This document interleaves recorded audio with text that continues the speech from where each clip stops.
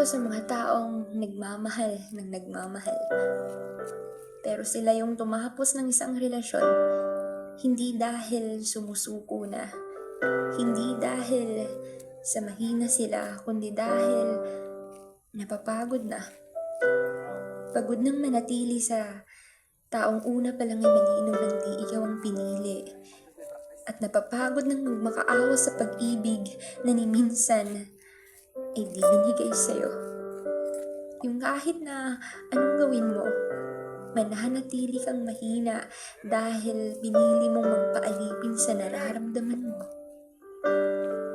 Pero sa pagkakataong ito, hindi na ako yung taong muling luluhod sa harapan mo para lang mahalin mo.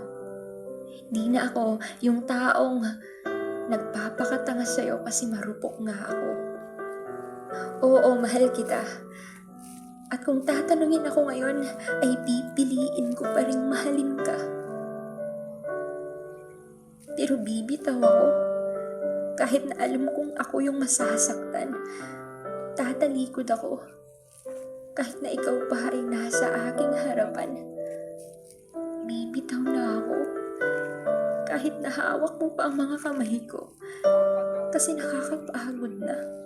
Nakakapagod ng magmukhang tanga. Kasalanan ko naman kasi talaga. Kasi di ko pinigilan ang nararamdaman ko para sa'yo. Kahit na alam kong ako lang naman ang masasaktan sa dulo, ako lang naman ang uuwing luhaan.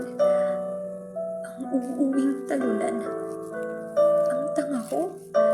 Nagbaloko ako sa nararamdaman ko. Bakit kasi ang rupok ko?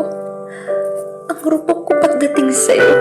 Bakit kasi ikaw pa yung minahal ko? Bakit? Bakit di mo ko kayang mahalin? Na kahit na saglit ay di mo magawang ako'y piliin. Mahal kita. At mahal na mahal pa kita. Pero tama na.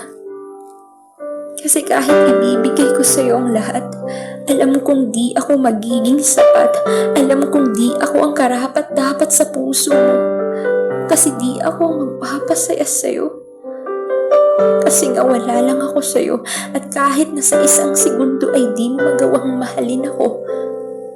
Alam kong naaawa ka lang, kaya ka nananatili sa tabi ko.